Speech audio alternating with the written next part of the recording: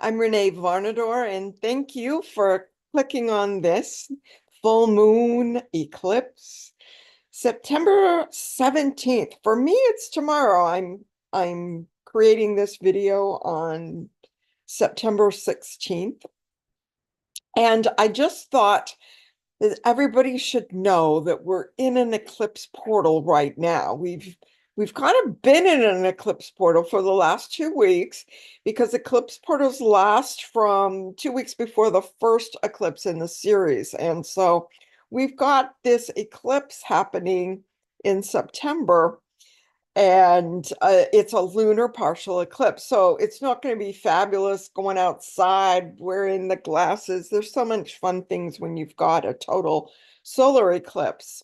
But these lunar eclipse, they also get things moving and get things changing within us. So if there's something that you want to change, instead of being like, oh no, the eclipses are coming, it's like you can say, okay, this is what I want to change, and woo, look, it's right. This eclipse is going to do it, or this eclipse is not going to do it. So you can find out how to use the energy of the eclipse for being able to step into more of your own being, the truth of who you are, your soulful self. So eclipses are actually pretty exciting because we're kind of like maybe a little bit 2 steps forward, 1 step back, we start to kind of wobble along, and then boom, things happen when there's an eclipse. And sometimes it's not the things that your little self, your yo self decided it wanted, but it doesn't know as much as the rest of you. So we are actually spiritual beings having a human experience, and the human part of us often gets dragged along, kicking and screaming until it finally surrenders and says, oh yeah, I don't know what's going on. I'm just gonna, follow my soulful guidance. It's just the decision I made. Yeah, everybody makes their own decision. So let me just open the astrology chart for the 17th of September. Now, if you are in the United States, you're pretty much going to have it on September 6th, 17th. But if you're in Europe, if you're in Australia, you're having the eclipse on September 18th. It's one of those ones that's just kind of like, happening a little later in the day on the 17th. So let's take a look at it. Here is the presentation I prepped for you. So for us in Pacific Daylight Time, it's happening, the full moon part of this is happening at 7:33. Now, there's always a full moon when it's a lunar eclipse, and there's always a new moon when it's a solar eclipse. And we're going to be having the counterpart to this lunar eclipse on October 2nd, which is going to be a solar eclipse. And so I'll give you guys more information and put out a video on that one. But here, the actual new moon is happening at 7:33 p.m. And yes, it's very interesting that the full moons, when they're very close to the nodes of the moon, then we have eclipses. Then the moon goes behind, the moon and the sun and the earth, and they all go into peak concealment at 6:44 p.m. at Pacific time, which is interesting because that's around the time that sun sets around here these days in September. So we probably won't even see that. But this partial lunar eclipse starts at 4:41 p.m., but we're not going to see that where I am in Tijuana because it's below the horizon at that point. And it goes on until 8:47 p.m. So the exact full moon moment is happening within this time frame. So it's kind of interesting the way that all works. But let's take a look at the chart. You can see a lot of red lines, a lot of opposite We've got the Pisces over here. This is a eclipse in Pisces. So we're looking at, and Pisces is this really deep, intuitive water depth, the subconscious. It's the things that are, the collective unconscious that rises up. And the soulful self, the spirit world, the depths of the ocean. So all of those kinds of things come up in kind of Piscean waves, very, very deep and very unexpected. It takes a long time to work to discover your own Pisces and be able to work with it, because it's so ephemeral that it takes a long time to be able to bring it in your creative projects, in your spiritual projects, in your teaching projects. But once you hook into it, it's so fulfilling, so amazing. I have a Pisces moon, and so it took me a long time as a child before I could work with this moon. But once I learned how to work with it, oh man, I am just loving all of the depths of writing that I can do, and all the poetry and all the music and movement and all kinds of spiritual classes I can create. It's really a beautiful, exciting thing when you really are able to step into Pisces and not feel like your brain is telling you, oh no, I can't, that's not rational, that's not, logical, that's not, yeah, it's not. It's the other half of your brain that didn't get it educated the way your logical brain did. So anyway, there it is again, the same time. And so it's in Pisces, there's the moon, 25 degrees, 40 minutes. Opposite Virgo, one of these red lines, opposite Virgo. Where's the sun? Right here in Virgo. Beautiful. So that's what a full moon is. It's opposite the sun and moon. And on full moons, close to the nodes, what are the nodes? Oh, these guys right here. There's the north node with the moon, and there's the south node. So we're releasing some of the Virgo stuff. Okay, we're releasing our Virgo stuff that's like, oh, I have to do it perfectly, or I'm not going to do it. So like, I didn't sit there and edit every moment out of this video before you saw it. So apologies or whatever, but it would have never gotten to you if I had. So there you go. So here is Pisces Virgo axis, where Pisces is in, Pisces doesn't even know what time it is. Okay, if you tell Pisces to be somewhere at a certain time, it's never going to make it. If it wasn't for Virgo, being able to work with those opposites of Virgo and Pisces, Pisces would never show up, and Virgo would never turn anything in because it wasn't perfect. So there's this beautiful earth energy of Virgo and this wonderful watery energy of Pisces helping each other.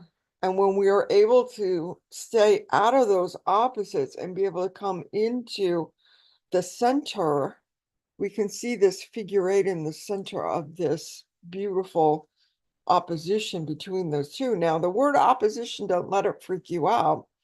Opposition, we get to integrate all of the opposites within our own charts.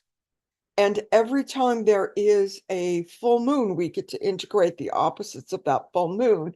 And every time the nodes move through the sky and occupy a new degree, we get to feel the sense of the opposition.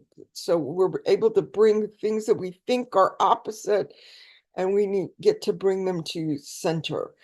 The Greeks called that center point the golden mean, and believe me, it is really a beautiful thing to be on the golden mean and to really feel the center of your own being, to know that you're grounded, to know that you're in balance, to know all of those things. And if you really want to experience that more, be very aware on the equinox, which is September 22nd, because that's equal day of light and dark, opposites, being able to come into the balance of light and dark, not be afraid of the dark and have to keep your eyes open all the time because you're afraid of the dark, even when you sleep or dream or vision, right?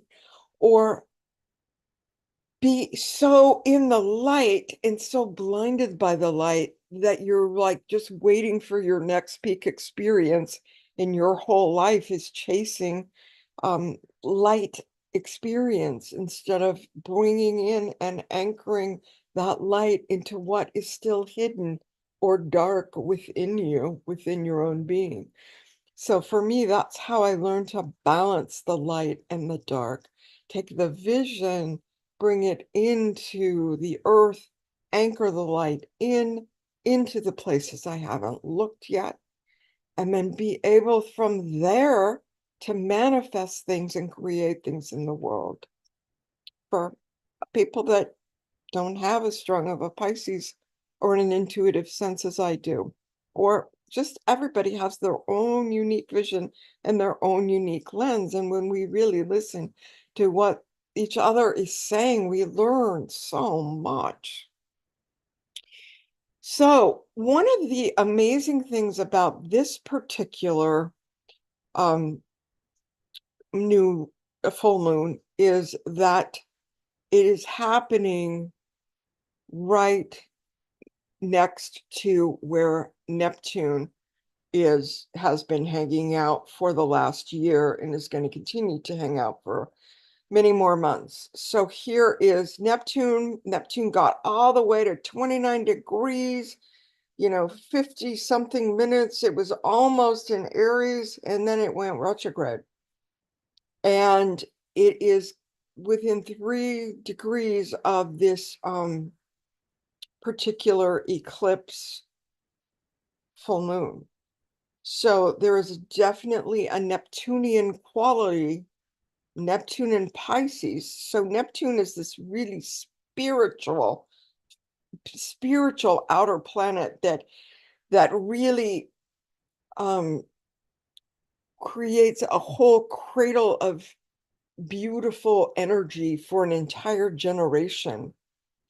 And wherever Neptune is in your chart, like some people had it in Aquarius, some people had it in Capricorn, some people had it in Sagittarius or Scorpio. That's where mine was. Mine was right there.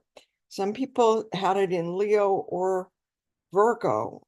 And those that had it in Virgo, especially at the late degrees of Pisces, the late degrees of Virgo, had it opposite. They're having their Neptune opposition right now. And so that's really powerful. And these people here in late Sagittarius are having their square, their Neptune square right now. And those are really powerful times that really help us open into the information that our soul is saying, okay, it's my turn. Are you ready to surrender your egoic ideas that never work out? I'm here, I'm waiting. You keep saying you want a bigger life. You keep saying you want to fulfill your destiny. Well, here I am. So just those are points in a lot of our lives that can help us step into the more a commitment to more of the soulful self that we are. So there is a definite spiritual quality to this eclipse. It, a lot of times before you make that decision of, yeah, I'm just going to surrender all these silly ideas that my small self thinks it needs to do and step into just the guidance of my soul, we have a lot of illusion delusion that Neptune is really good at. You think you're doing something and you think you're it's your true path and you think it's your purpose and you think it's your life purpose and it just sounds really good. And, and then boom, things happen and it doesn't work out. And you're like, okay, well, or this relationship didn't work out and all of these things, you're in delusion, you fall madly in love and you think it's going to be the best thing in the world. And it turns out not to be anything at all. And it takes a while. It takes what it takes. Some people are luckier than others. They figure it all out early. Me, I'm not one of those lucky ones. Took me till I was 47 to marry my beloved one. And it took until I was 60 to really make the decision to step into my soulful guidance. But it takes what it takes, right? And it happens for each person right on time, according to their chart. You can't really compare your experience to somebody else's because everybody has a different chart, even if they were born on the same day or born in the same place. Because if you were born at a different time, you're different. Okay. So anyway, some of the other things that I wanted to point out, there's Uranus over here on the star Algo. So, and you see that little triangle point there? That's for Uranus. Okay. This one is for Pluto. So Pluto is conjunct Altar, Aldebar, and Albiero. Okay. My software had two of these, Albiero, which is in Cygnus, the swan, and Altair, which is in the eagle. So it just looks like this beautiful eagle in the sky. You can I like to put my arms out and soar like an eagle when I feel Altar, which I have in my chart, activated by Pluto. So Pluto came into Aquarius in January, and that was really lovely, feeling all of these stars. And now Pluto's in Capricorn. He's still conjunct these stars, but it's just stronger when he's in the same sign as they are. So that's kind of interesting. So Pluto's the other point here. And then this point over here is the sun. Okay. The sun as part of this eclipse. So the sun as part of this trine, and it's a trine in Earth because remember Earth, the sun is in Virgo, right? And Uranus is in Taurus and Pluto is in Capricorn. He was going to pop back until November 19th. So he just moved back into Capricorn September 1st. So if you've been feeling a little off, if you've been feeling like, wait a minute, I already resolved all of these issues. It was so hard. What do you mean they're back? Don't worry about it. You're just getting the last little crumbs of the big thing that you already worked through.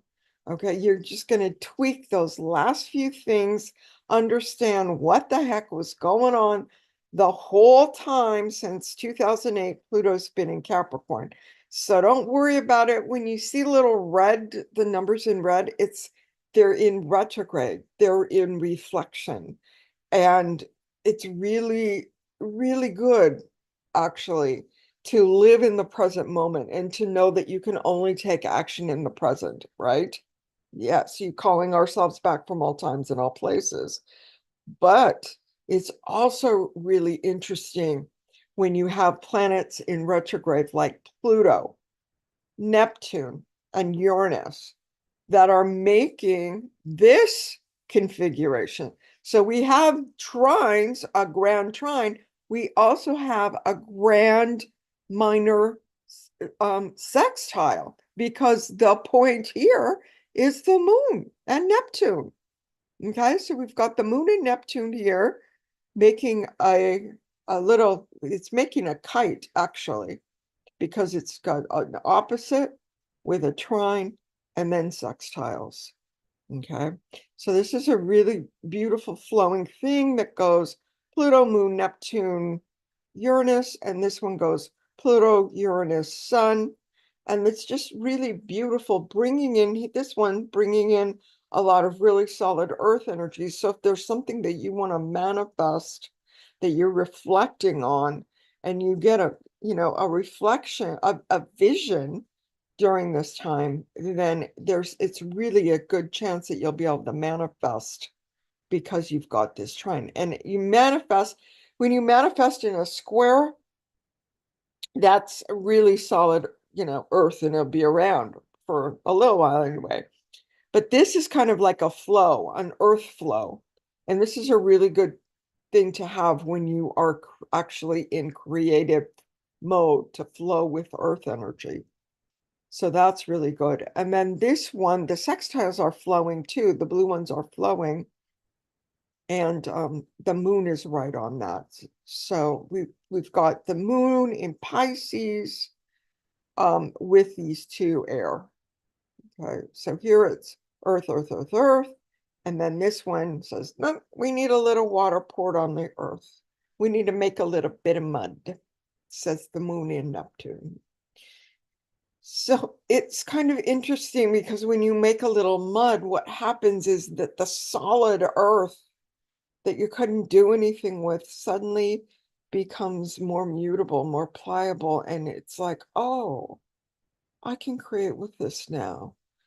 Yeah, that earth energy was so hard. And now with a little water on it, I can get in there and mold what I want to create. It's a little bit easier with this added water to do that.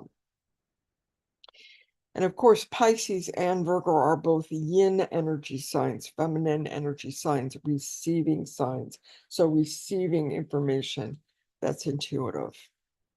So this is this. There's a couple other things happening. Mercury is opposite Saturn. Saturn is on the star Acherna. Been on that star for a while. Here is Mercury. Mercury is just popped into Virgo within the last month, and it's opposite Saturn right now. So thinking on the 17th, because this is all for the 17th, or like I said, it's could be 18th for you, depending on where you are in the world. But Mercury is the planet of communication. And so just writing what you're feeling during this time when Saturn is in Pisces, Saturn likes to help you focus on what it is that you came to Earth to do. So with Mercury opposite Saturn, it's a really, really good time to journal or do other art forms that you like to do. So that's fun. Another one, Saturn is, yeah, I mentioned that Saturn was conjunct or Turner, that's the name of the star right there. And then Mars is conjunct Quaoar, not conjunct opposite. Did I say conjunct? Oh, here we go. We're going to change it right now. Okay, so there's Quaoar and there's Mars. Now, you guys heard of Mars. It's action and it's in Cancer right now. It's going to go retrograde. It's going to be there for a while, right? But it just started its journey and it's 7 degrees. It's opposite Quaoar. And that is an amazing dwarf planet, which is even further out of our solar system than Pluto. And what Quaoar was named after the god that sang and danced the creation into being. This is really a good time to sing and dance. I'm going to do that tomorrow. Yeah, I already planned it out. So I'm already teaching a class. We're singing and we're dancing. So yes, I'm absolutely doing it. It's part of my curriculum, right? So singing and dancing the new world into being. A lot of times we can let go of the old during an eclipse and step into creating the new by dancing and singing a new world within our own little mind, a new vision, a new way, a new intuitive stance, a new sense of who I am and what I'm here on the earth to do can happen and open with the light of this opposite coming together. This Capricorn Earth mastery and this Mars in a very nurturing water sign. So those two opposites, oftentimes Capricornian people with a lot of Capricorn in their chart are really, really good. And they like work, work, work, work, work. They really get things done. Everybody wants them on their project as they do stuff and they complete it and it's awesome, right? And in Cancer, everybody's nurturing. It's more, the focus is more nurturing the family and making sure everybody's okay. And, making sure you're taking care of yourself while you're trying to help everybody else that you love and taking turns holding each other and all of that stuff, right? And so there can be a tension for some people, but why? Why can't you do things and master creations and nurture people at the same time? So there's a sense of these two opposites that have a chance to come together.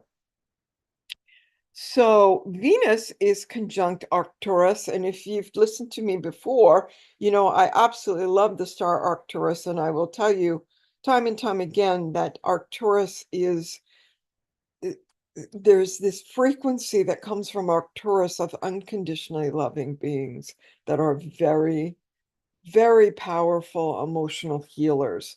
So if something gets stirred up during the eclipse for you and you're processing something and you feel overwhelmed about it, one thing to do is to go into it the opposite and ground into Virgo. Ground your feet on the ground, walk on the grass, walk on the ocean sands, whatever, on the shorelines. Okay. And the other thing to do is to ask for help from the Arcturian emotional healers who are right there on Venus. Venus is the goddess of relationship, right next to these amazing emotional healers on Arcturus, who are unconditionally loving. So this is really beautiful. 23, 24 Libra, really beautiful. And that's where the South Node is. So you can release some old stuff, right? And take some new action. Aries loves to jump in and take some action. So that's where the North Node is. And we have one more. Oh, I talked a lot about this. It's actually an Earth trine. Sometimes I'm amazed. Okay, sometimes I just write down the wrong thing. An Earth trine with Pluto, Uranus, and the Sun. Okay, so that's that. And I just made this picture because I wanted you to see that a little better. There is the Earth trine. There is the sextile with the Earth and the water at the point with Neptune and the Moon and Pluto and Uranus. So we've got this beautiful pattern and this beautiful pattern. And then this is the line. Now there's two stars actually on this full moon. And so we're gonna talk about that. All of this was in the last slide. We're going to talk about the star here, Labarum, and this one, Shiat, that Neptune's been on for a very long time. The moon's not quite on it, well, but by the end of tomorrow, it will have, at some point tomorrow, it will be conjunct Shiat, and will for, maybe an hour, maybe less. And then here we've got the sun is a little bit closer to this star than the moon is to Shiat, because really it's Neptune that's on Shiat. So Neptune and the moon are conjunct, they're talking to each other, and because Neptune is conjunct Shiat, it's bringing that to the moon in this configuration. So it's bringing the star along. in this full moon. And then, of course, if you've heard me talk before about algal, Uranus has been on it for months now, and that is I have pictures of that I'm going to briefly show you guys. So here is Merkab conjunct the Pisces moon. Okay, so the moon, yeah, on the other side of the moon at 25 degrees, Merkab, Pegasus, the winged horse. So there's Shiat that Neptune was on, and there's Merkab that the moon was on. Okay, and these are all smaller stars in Pegasus. These are the two big stars. This is the alpha star. This is the beta star. But it creates a square with Andromeda. So Alpheus and Alginid are part of the Andromeda constellation. But it's a great square between Andromeda and Pegasus. So this is the Andromedan energy is very yin energy and very fluid and flowing. And this Pegasus energy, you know, the winged horse is this great, powerful horse that can soar with wings. And these kind of look like a little bit like wings. And that's what Merkab looks like. Okay, so what's next? Labrum is at 26 degrees Virgo, so that's the sun. And this is a constellation called Crater. And it is situated in the cup. So right here is one of the points in the cup. So there's a cup right here with a stem. So it's like a chalice. So sometimes people symbolically call this constellation the Holy Grail. And it gives ideals, psychic power, and intelligence. So, and then there's a sense of the lip of the cup and being able to drink from the chalice and be able to have this sense of this overflowing fluid, amazing, being able to recognize within our own being our own chalice with the love overflowing when we realize, oh, this life is all about overflowing in love, overflowing in grace, overflowing in intuition, overflowing in generosity, all of these overflows, and knowing that we don't want our cup to get empty. So we let people drink out of our saucer and not out of our cup. So just having the lip on the chalice, we can drink from our own medicine. We learn to drink from our own medicine instead of clinging to outside things and other people to give us that beautiful drink of grace. We have recognizing our own cup.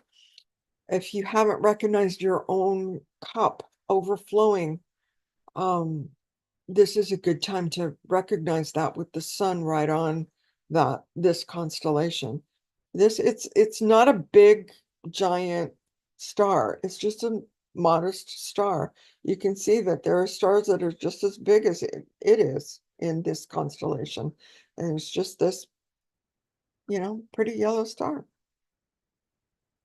Shiat's about the same size, really, maybe a little. And Shiat's bigger than Labrum, but it's smaller than Merkab. And Neptune is conjunct Shiat, and that is true. And that's that same square and the same Pegasus that I was showing you, but you can see more of Andromeda here. And then M31, the Andromeda Galaxy, and the M33, the Triangulum Galaxy. So there's all of this really beautiful Cygnus the Swan, where Merkab is up here. There's of course here, Aquarius is down here, Pisces is down here. Cassiopeia is over here. So we've got, you can kind of get more of an idea of where the Pegasus constellation is. And then the beautiful star Shiat. That just Shiat really, I've been saying for a while that Shiat helps us open the crown chakra so that we can receive the lights of these stars that are coming in to help us at this time. And Algo, Uranus has been on Algo for a while, and I didn't have a picture of it, so I decided to create one today. This is like the Perseus constellation, and Algol is in Perseus. That's where Uranus is conjunct right now. And Uranus is this, you know, unexpected change. Lots of things can happen, and it's happening right on Algol in the Perseus constellation. And then the Cassiopeia is up there looking like a M or a W, and the Perseus right here. But Algo is really interesting. It's actually a it's a binary star. And so there's one blue star and one kind of yellowish star. And they're very, very close together. You can see that they're kind of, working together. And because of that, one of them is brighter than the other one. And they would move so that one would come in front of the other one, right? So when astronomers years and years and years and years and years ago, when the telescopes were rudimentary, would look at Algo and just be like, oh my gosh, this star is so variable. It just, and the ancient astrologers did not like variability. They wanted predictability. They wanted to understand the universe. They wanted to understand all the natural laws. They wanted it all tied up in a nice little bow. And Algo wasn't behaving like that. It wasn't a consistent, showing. Every time you looked at it, it was like, is it going to be bright or is it not? We don't know. And so they had this, they called it the demon star because they don't like it, right? Well, gee, it just depends on your worldview, whether you like something that's variable or not. And so in the Perseus myth, there's a whole story about Perseus, the warrior, who and Medusa is just making everybody crazy. She's a very, very strong woman. And the perception of the men, this was a patriarchal society back in the day. The perception of the men was that she had snakes coming out of her head, and Perseus had to decapitate Medusa, the strong woman, and all of this. And of course, thank goodness we don't have to decapitate strong women anymore. We have a lot of wonderful world leaders all around this planet who are just happen to be women. And this particular Medusa was by Caravaggio. And you can see how dynamic that is. You can kind of see the mouths of some of these snakes. When I realized that Uranus was on Algo, I realized that all of these snakes on Medusa's head are really just points in our own brains that need to come together, where the synapses are going along and they need to, get together. They need to come together. So all of these points are coming together. Then they're activating. So the pineal gland gets activated. The pituitary gland gets activated. The places that help us integrate our left and right brain get to come together. So all of these different places in our like our the back of our head and the frontal lobes get to come together. So all of these snakes are just to me, are just parts of the brain that get to activate each other and get to come together. And when you really integrate this whole brain thing, that's incredible. You become a really strong person, whether woman, man, whatever. And, whoever you are, you just become this really, really strong, strong person, who is capable and unique because they're integrated. They're in sacred union within their own being. So this is Uranus right now is giving us a chance, each one of us, to become integrated, and have sacred union within our own being. So pretty powerful time with the eclipse and Uranus on Algo. Oh my gosh. And then Pluto's going to come back November 19th to Albiero, which is on Cygnus, and that's a binary star too. But nobody disliked Albiero and thought it was odd. They just thought, oh, good, these two stars are working together. And then this one, Altar, I have been working with a lot in my chart. It's like the beak of the eagle. This is the eagle. These are the wings. There's this little beak. There's actually three stars here. So there's Algo, Tarazed, and Ashen.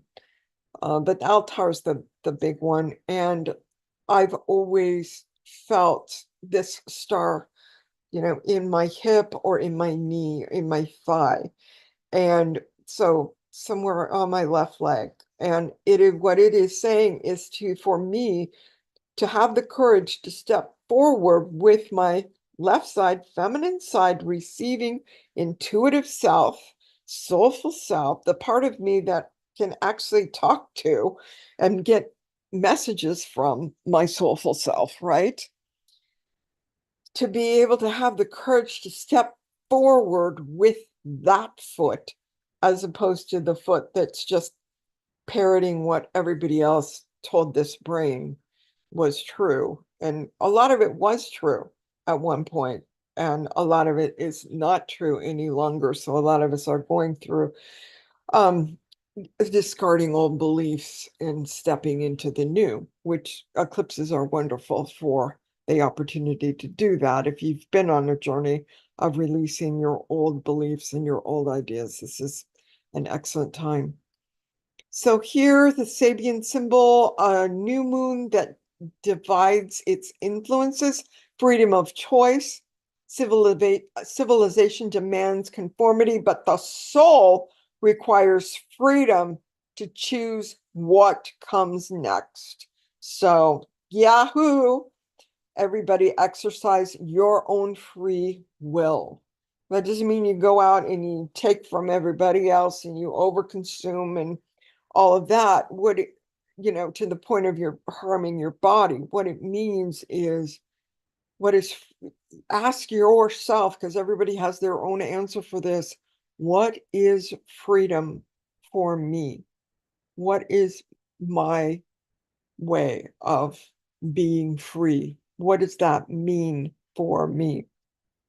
Okay. For me, I like to teach my own ideas. I don't like somebody else telling me what to teach. So yeah, I'm amazed I stayed teaching middle school and high school drama and English for 13 years. That's a long time for somebody that really wants to teach their own stuff. So the Sabian symbol so that was the moon. Okay. Now the Sabian symbol for 26 degrees Virgo, the sun, sacred duty of service. That's very Virgo, sacred duty. To function on the earth plane, discarnate spiritual beings need us to generate a certain type of energy through exact performance of ritual, studying humanity as a spiritual practice. Okay, so it helps when we're trying to contact spiritual beings like the beings on Arcturus that we want emotional healing from. It helps a lot if we do rituals and then the beings in Arcturus goes, oh, she wants healing. She's open. She's ready. She's receiving. Okay, let's come. Let's do this. Okay. Or archangels, a couple months ago, we had archangel stars that came in on the new moon. It was beautiful. They had all four archangels in the chart. That was powerful. So sacred duty of service, setting up spiritual practices so that beings of unconditionally loving caliber can help you understand what's next for you. What is my next soulful step? Um, and then here is Arcturus that I was been talking about. This is the Boots constellation. Venus conjunct Arcturus. Eris has been opposite Arcturus in Boots constellation for over a year. Or Eris does not move very fast. She's one of these very slow moving dwarf planets beyond Pluto. So there's Arcturus, kind of has a huge halo. And these are the unconditionally loving beings. If you want to do a meditation now, the meditation question or the question in your journal is, what is being illuminated within me now? And then when you get that answer, you can ask the second question when you have this feeling within you, or you saw something, or you heard something, or just you kind of know something, like you kind of know the answer, or you kind of feel it in your body. Then you can ask yourself the question, what baby step will I create to anchor in this light? Okay. So whatever it is you feel that you want to be doing, whatever light you want to anchor in, okay? Whether you want to focus on freedom, whether you want to focus on getting rid of clinging to things, whether you want to really step into your soulful self, whether you want to come into sacred union, whether you want a healing, an emotional healing, you get to pick during, those are some of your options. Some of my colleagues were saying, "Oh, I love Pisces full moons because I can step into bliss." Another one of my colleagues is, "Oh, Pisces, oh, this new moon is going to help us connect to our oneness. This is going to be so amazing." So those are all on the menu also in Piscean. And for me, I love seeing I've been hiding from myself because I don't want to hide anything from myself anymore. I'm brave enough to see it now. Wasn't always that way. So when am I going to lead you on a new moon ceremony? Well, our next new moon ceremony is on October 3rd at noon Pacific time. So come for that. October 2nd is our solar eclipse. So this is going to be really intense. And if you want to learn how to work with the energy of the eclipse, new moon eclipse, listen to the video that I put out a couple of days before October 2nd, and then come join us when we do ceremony and we move, we dance, we sing, we go into deep meditation, we share, and so you're welcome. This is free. This is my monthly freebie right here that I have people come and join me on. So the next new moon ceremony, October 3rd. Okay, thank you guys for sticking around all the way to the end. I really appreciate you, and I do hope to see you on October 3rd. It would be so great to be able to do this together, to find out. Our new moon question is always, what is being conceived within me now?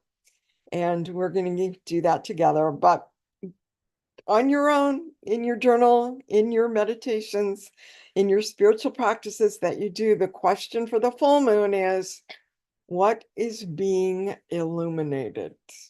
What is being illuminated for you? Let me know in the comments below this video. If you can make a comment on my YouTube channel, that helps the algorithms. If you can subscribe, that'd be awesome. I, bitty, growing subscribership. So that's always exciting. Like the video too, because if you like the video and you comment on the video, other people will see it. So if you think this was valuable and you think other people should see it, please subscribe, like. That's why people say that all the time to you when you look at a video. So love and blessings to you.